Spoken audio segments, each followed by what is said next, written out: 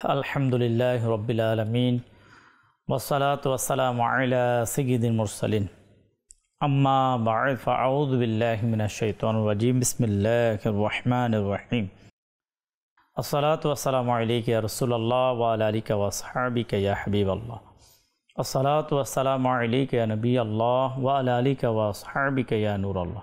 দূরের কাছের সকল দর্শক শ্রোতাকে জানাই অনুষ্ঠানের পক্ষ থেকে স্বাগত। মাদানী চ্যানেলের দর্শক শ্রোতা, অনুষ্ঠান এত জেদ কিসের? আজকের অনুষ্ঠানের আলোচ্য বিষয় হচ্ছে অহংকার কেন করে। অহংকার থেকে বাঁচা খুবই জরুরি। কিভাবে বাঁচব, বাঁচার উপায় কি, আজকে ইনশাআল্লাহ করিম আলোচনাতে আমরা শুনব, শিখব। আল্লাহ পাকের কাছে দোয়া করব যাতে আল্লাহ পাক আমাদেরকে অহংকার মুক্ত ইবাদত করার আল্লাহ আমাদেরকে তৌফিক দান করুন। আলোচনাতে যাওয়ার পূর্বে রাসূল করিম রউফুর রহিম সাল্লাল্লাহু তাআলা আলাইহি ওয়াসাল্লামের প্রতি দুরূদ পাঠ করার ফজিলত এবং বারাকাত সম্পর্কে জানব। আল্লাহ পাকের সর্বশেষ নবী, আমাদের প্রিয় নবী হুজুর সাল্লাল্লাহু তাআলা আলাইহি ওয়াসাল্লাম ইরশাদ ফরমান, যে ব্যক্তি প্রতিদিন সকাল এবং সন্ধ্যায় তিনবার দুরূদ শরীফ পাঠ করবে, আল্লাহ তাবারক ওয়া তাআলা নিজ বদনতার দায়িত্বে অপরিহার্য করে নেন বান্দার ওই দিন এবং ওই রাতের গুনাহ ক্ষমা করবেন। সাল্লু আলাল হাবিব সাল্লাল্লাহু তাআলা আলা মুহাম্মদ সাল্লাল্লাহু তাআলা আলাইহি ওয়াসাল্লাম সালাতু ওয়া সালামান আলাইকা ইয়া রাসূলুল্লাহ। আজকের যে অনুষ্ঠানের আলোচ্য বিষয় অহংকার কেন করি। অহংকারকে উম্মুল আমরাজ বলা হয়েছে, অর্থাৎ সকল পাপের জননী বলা হয়েছে। যে পাপ মানুষকে অসংখ্য পাপে লিপ্ত করে দেয়। কিতাবের মধ্যে এসেছে যে কোনো বিষয়ে নিজেকে বড় মনে করে অন্যকে তুচ্ছ মনে করা হয়, সেটাকে বলা হয় অহংকার।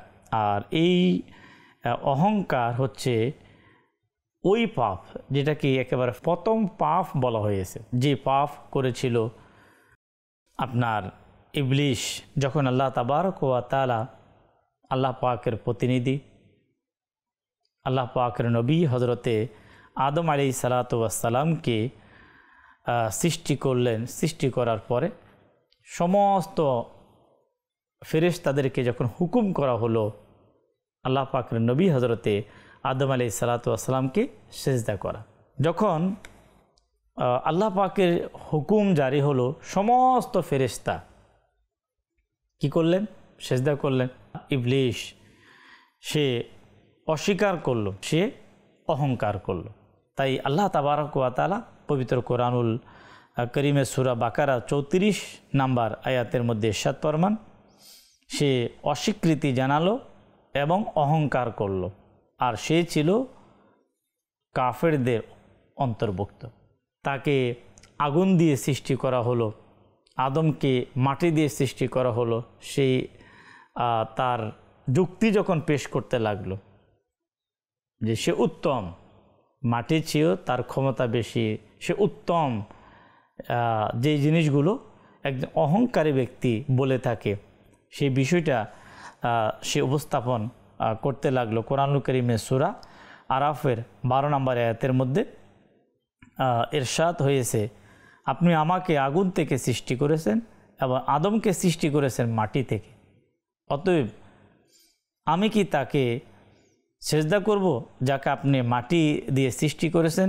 এই যে তার কথাটি ছিল সম্পূর্ণ অহংকারের সাথে। অহংকারে করার কারণে সে বিতাড়িত হয়েছে, সে লানত হয়েছে, সে ধ্বংস হয়েছে। অহংকার এটা এমন একটি রোগ, এটা এমন একটি গুনাহ যাকে আপনার ধ্বংসের মূল বলা হয়েছে। সকল পতনের মূল হচ্ছে অহংকার। কখনো সে সফলতা অর্জন করতে পারে না, এটা মানুষকে ব্যর্থতার দিকে নিয়ে যায়, অধঃপতনের দিকে নিয়ে যায়। ইবলিশ সেই যে অহংকারের কারণে সে লাঞ্ছিত হয়েছে, সে অপদস্থ হয়েছে। ইবলিশের এই ঘটনা প্রত্যেক মুসলমানের জন্য অনেক শিক্ষণীয়। অনেকে বিভিন্ন দিক থেকে নিজেকে উত্তম সাব্যস্ত করতে চায়, উত্তম সাব্যস্ত করে তার মধ্যে অহংকার নিয়ে আসতে চায়, তো তাদেরকে ইবলিশ শয়তানের চেয়েও বেশি পাওয়ারফুল হওয়া এটা হয়তো সম্ভব না। তার এত পাওয়ার, এমন পাওয়ার, এত পাওয়ার ছিল, কিতাবের মধ্যে এসেছে তার জ্ঞানের কারণে আল্লাহ তাবারক ওয়া তাআলা তাকে মুআল্লিমুল মালাইকা, যিনি ফেরেশতাদেরকে কী করতেন, টিচিং দিতেন। তো ফেরেশতাদের উস্তাদ, কিন্তু তার জ্ঞান তাকে কোনো ফায়দা দিতে পারে না। কেন? অহংকারের কারণে। অনেক সময় আল্লাহ পাকের পানা যে অধিক জ্ঞানের কারণেও কিন্তু মানুষের মধ্যে অহংকার চলে আসতে পারে। আল্লাহ তাবারক ওয়া তাআলা আমাদেরকে খেয়াল রাখার এবং অহংকার থেকে বাঁচার তৌফিক দিক। আপনার নবী করিম রউফুর রহিম সাল্লাল্লাহু তাআলা আলাইহি ওয়াসাল্লাম হাদিসে পাকে ইরশাদ ফরমান, ওই ব্যক্তি জান্নাতে প্রবেশ করবে না যার অন্তরে কণা পরিমাণ অহংকার থাকে।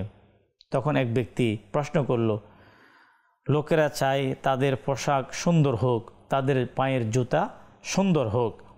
জবাবে নবী করিম সাল্লাল্লাহু আলাইহি ওয়াসাল্লাম ইরশাদ করলেন, নিশ্চয় আল্লাহ পাক সুন্দর, তিনি সৌন্দর্যকে পছন্দ করেন।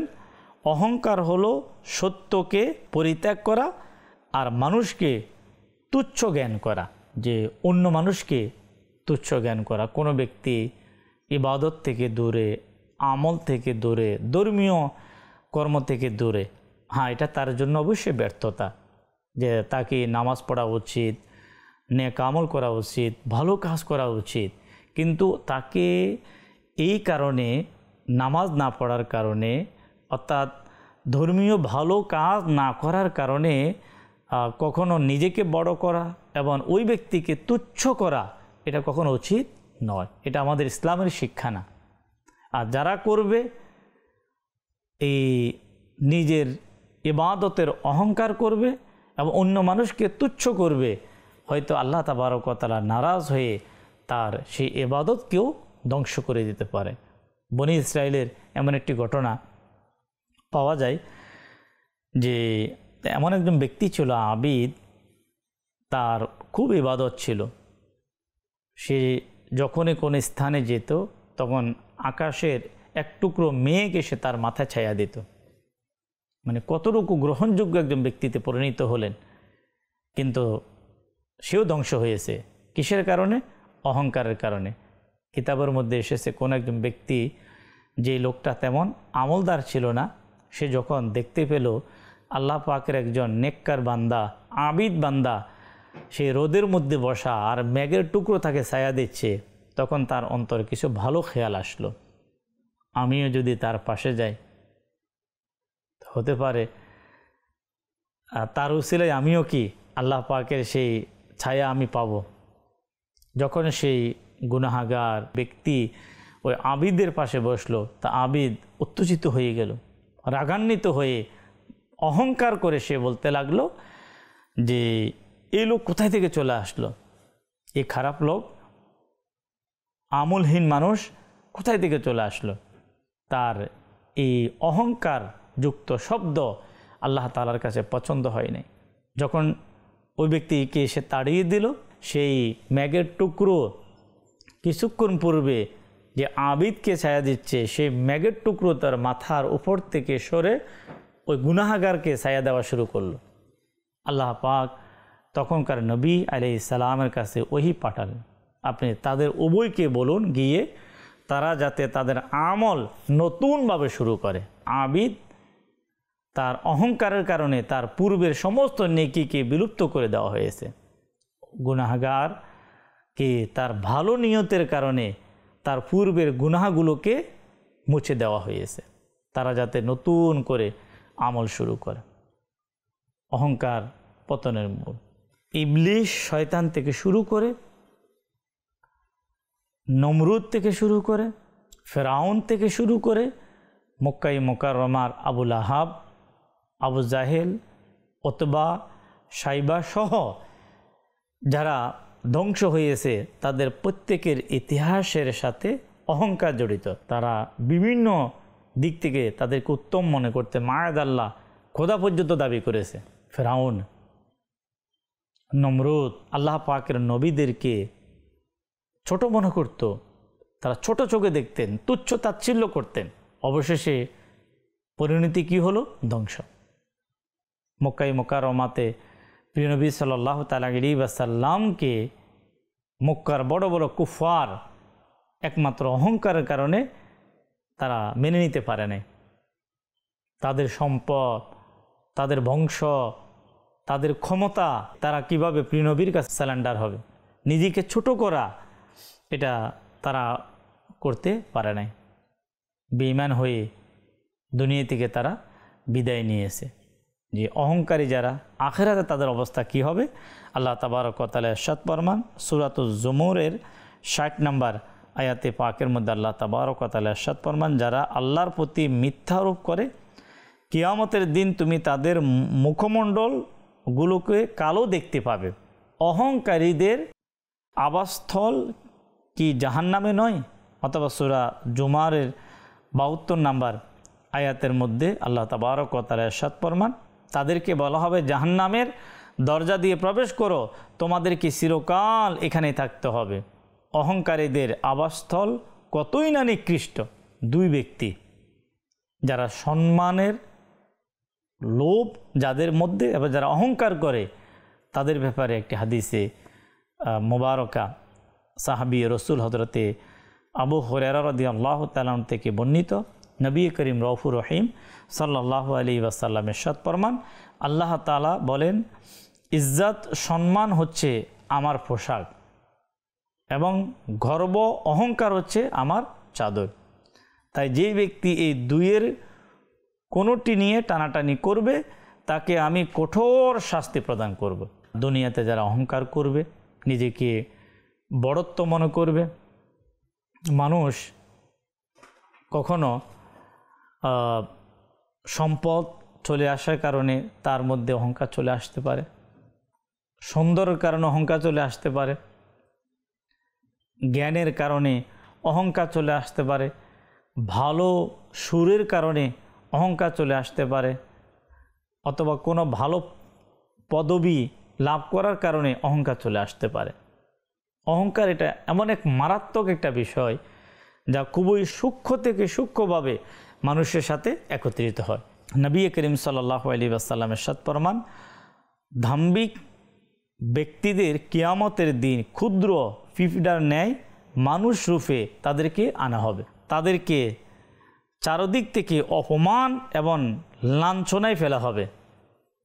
জাহান্নামের বুলাস নামক একটি কারাগারে তাদেরকে টেনে হেঁচড়ে নেওয়া হবে। আগুন তাদেরকে গ্রাস করবে এবং জাহান্নামের গলিত রক্ত ও ফুঁস তাদেরকে পান করানো হবে। অহংকার অনেক সময় মানুষকে অন্ধ করে দেয়। যখন কোনো ব্যক্তি অহংকারী হয়, সে সাধারণ ব্যক্তিদের সাথে বসা, সাধারণ মানুষের সাথে খাওয়া, তাদের সাথে চলা, এই বিষয়গুলোকে সে মেনে নিতে পারে না। এর পাশাপাশি যদি কোনো দুর্বল অথবা সাধারণ কোনো ব্যক্তি যদি তার সাথে সাক্ষাৎ করতে চায়, তো সে এটাকে নিজের জন্য অপমান মনে করে। দুর্বল, এতিম, অসহায় তারা যেখানে বসে সেই জায়গাতে অহংকারের কারণে না যাওয়া। তো অহংকার মানুষকে অনেক অন্ধ করে দেয়। কিন্তু তাকে একটু ভাবা উচিত, কাল কিয়ামতের ময়দানে তার কি কোনো ক্ষমতা থাকবে? আজকে দুনিয়াতে সাধারণ ব্যক্তিদের সাথে যদি অহংকারের কারণে যদি সে কথা না বলে, কিয়ামতের ময়দানে আল্লাহ তাআলা যদি তার সাথে কথা না বলেন, এই ভয় আমাদের মাঝে তৈরি করা উচিত। হাদিসে পাকে 3 ব্যক্তির ব্যাপারে এসেছে, কিয়ামতের ময়দানে তারা আল্লাহ তাআলা রহমত থেকে তারা বঞ্চিত থাকবে। নবী করিম সাল্লাল্লাহু আলাইহি ওয়াসাল্লামের ইরশাদ ফরমান, 3 ব্যক্তির সঙ্গে কিয়ামতের দিন আল্লাহ তাআলা কথা বলবে না, তাদের গুনাহ থেকে পবিত্রও করবে না, তাদের দিকে আল্লাহ তাআলা রহমতের দৃষ্টিও দেবে না, এবং তাদের জন্য আল্লাহ পাক এর কঠিন শাস্তি। নাম্বার 1, তারা হচ্ছে বৃদ্ধ ব্যভিচারী। নাম্বার 2, মিথ্যুক, আপনার দায়িত্বপ্রাপ্ত অর্থাৎ রাষ্ট্রের প্রতিনিধি। নাম্বার 3 দাম্ভিক অর্থাৎ অহংকার ফকির। যে এই 3 ব্যক্তি এমন, আল্লাহ পাক কিয়ামতের দিন না তার দিকে তাকাবে, না সেদিন তার গুনাহ মাফ হবে, না সেদিন সে আল্লাহ পাকের রহমত সে লাভ করবে। এর মধ্যে একজন ব্যক্তি হচ্ছে কে? অহংকারী। হাদিসে পাকে এটাও রয়েছে যে কিয়ামতের দিন আল্লাহ তাআলা আকাশমণ্ডলী গুটিয়ে নেবেন, অতঃপর তিনি আকাশমণ্ডলীকে ডান হাতে ধরে বলবেন, আমি বাদশাহ। কোথায় জবরদস্ত লোকেরা, কোথায় অহংকারীরা? এরপর তিনি বাম হাতে সমস্ত জমিনকে গুটিয়ে নেবেন এবং বলবেন, আমিই বাদশাহ। কোথায় জবরদস্ত লোকেরা, কোথায় অহংকারীরা? মানে এই যে এটা হচ্ছে যে যারা আজকে দুনিয়ায় যারা অহংকারী তো যারা প্রকাশ করে, কাল কিয়ামতের ময়দানে আল্লাহ তাবারক ওয়া তাআলা তাদেরকে কি করবেন? তাদেরকে তিরস্কার করবেন। তাই প্রিয় ইসলামী ভাইয়েরা, মাদানী চ্যানেলের দর্শক শ্রোতা, যে অহংকার করে যারা চলাফেরা করে, অনেকের চলার মধ্যে, অনেকের বলার মধ্যে, অনেকের পোশাকের মধ্যে অহংকার ভাব নিয়ে চলার চেষ্টা করে। যদি গাড়ি থাকে তো গাড়ি নিয়ে অনেকে অহংকার করে, অনেকে বাড়ি নিয়ে অহংকার করে, অনেকে ভালো সোসাইটিতে বসবাস করে অহংকার করে। এভাবে শয়তান মানুষকে বিভিন্নভাবে অহংকারে লিপ্ত করে দেয়, যাতে করে এর মাধ্যমে তার ইবাদত বরবাদ হয়ে যায়, আমল বরবাদ হয়ে যায়। প্রিয় ইসলামী ভাইরা, মানুষ কখন অহংকার করে? যখন সে তার কাছে যে নিয়ামত, তার কাছে যে ক্ষমতা, তার কাছে যে সৌন্দর্য, তার যে জ্ঞান, যা কিছু যেটা নিয়ে সে নিজেকে বড়ত্ব মনে করে, যখন সেটা নিজের অর্জন মনে করে, তখনই কিন্তু সে অহংকারী হয়ে যায়।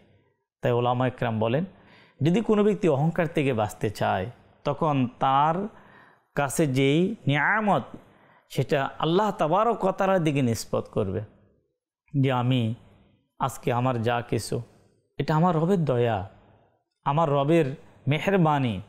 আমার কাছে না এই জ্ঞান পূর্বে ছিল, না আমার কাছে এই ক্ষমতা পূর্বে ছিল, না আমার কাছে সম্পদ আমার কাছে ছিল, আমার তো কিছুই ছিল না।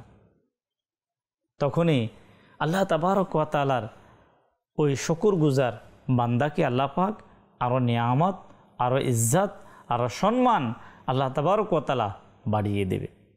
আসলে আজকে পৃথিবীতে যারা অহংকার করে, সে যদি তার অতীতকে যদি খেয়াল করে যে আমি কে ছিলাম, আমি কোথায় ছিলাম, আমার রব আমাকে কি বানিয়েছে এবং আমার রব আমাকে কোথায় নিয়েছে, এই যে মহান আল্লাহ তাবারক ওয়া তাআলার যে শুকর করা, শুকরিয়া আদায় করা, সেটা কিন্তু আজকে আমাদের মাঝে নেই।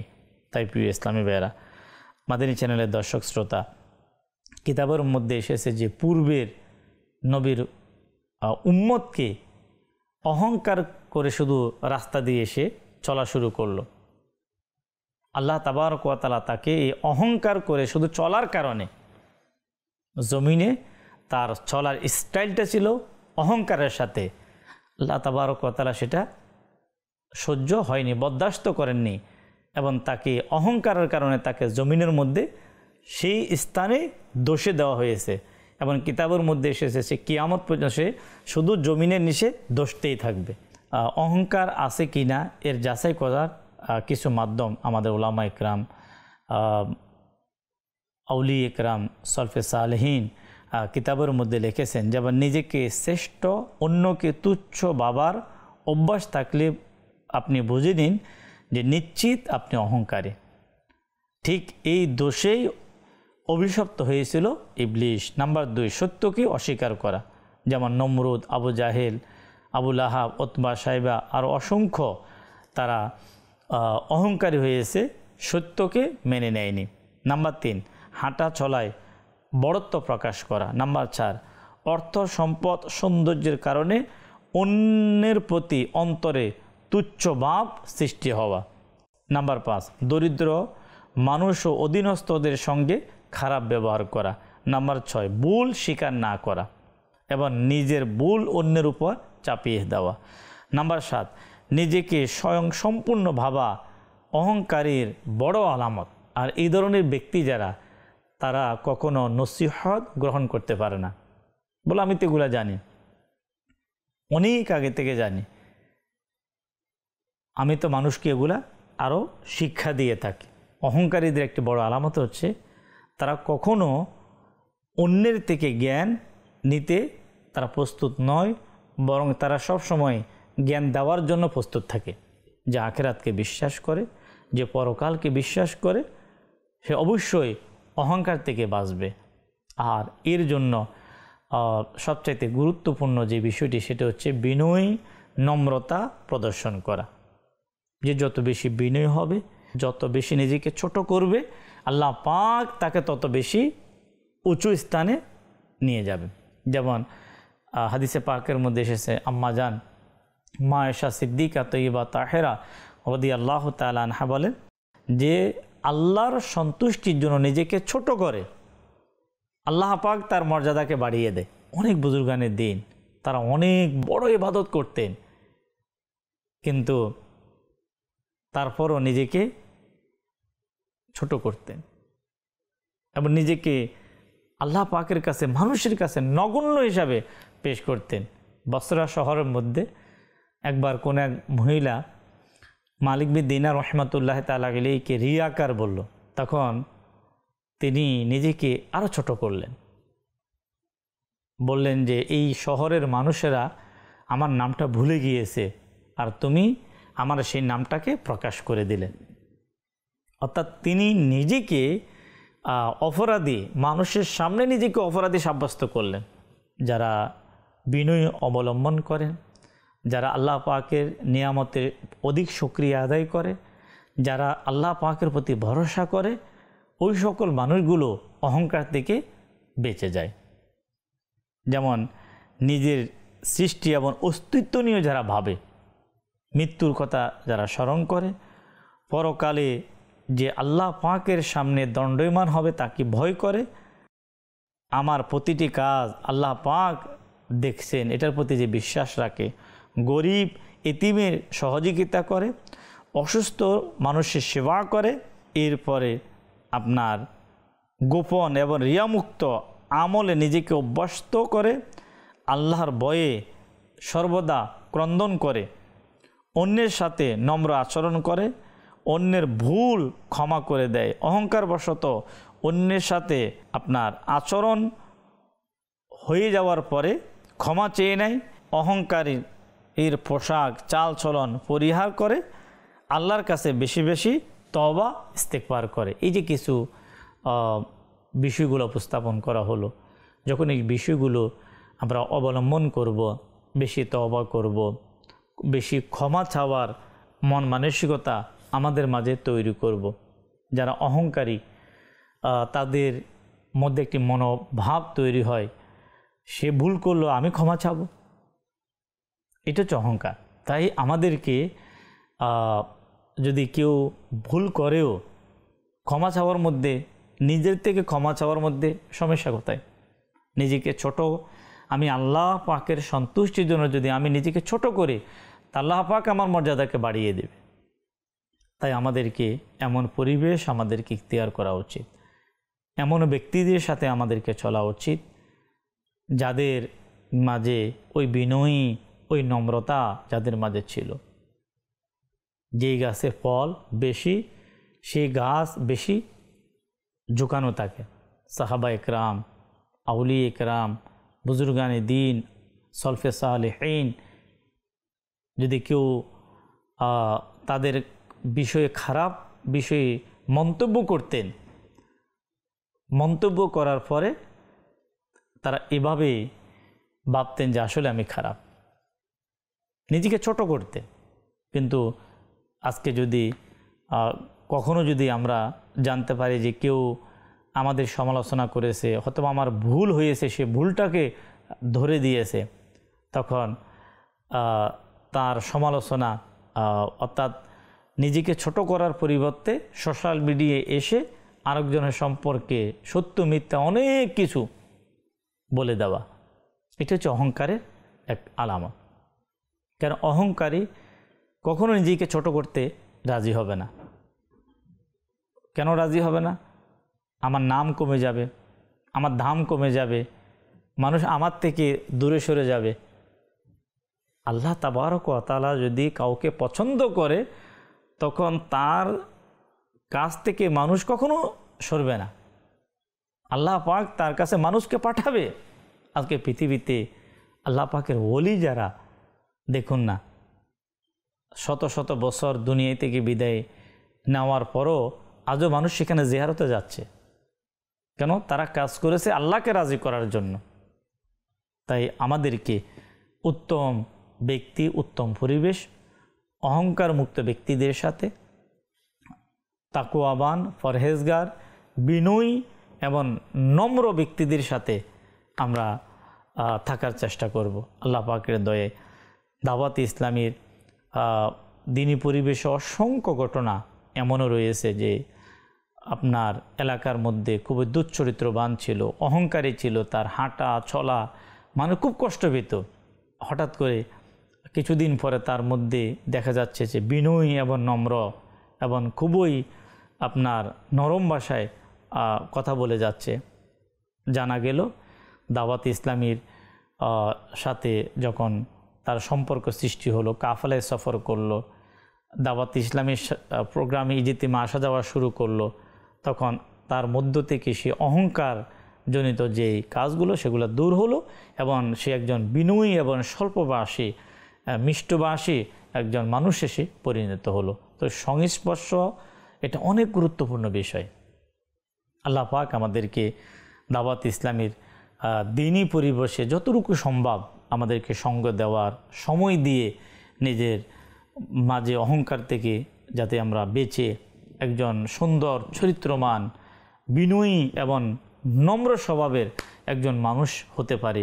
আল্লাহ পাক আমাদেরকে দিনী পরিবেশের বারাকাত আমাদেরকে অর্জন করার তৌফিক দান করুন। সাল্লু আলাল হাবিব সাল্লাল্লাহু তাআলা আলা মুহাম্মদ সাল্লাল্লাহু আলাইহি ওয়াসাল্লাম।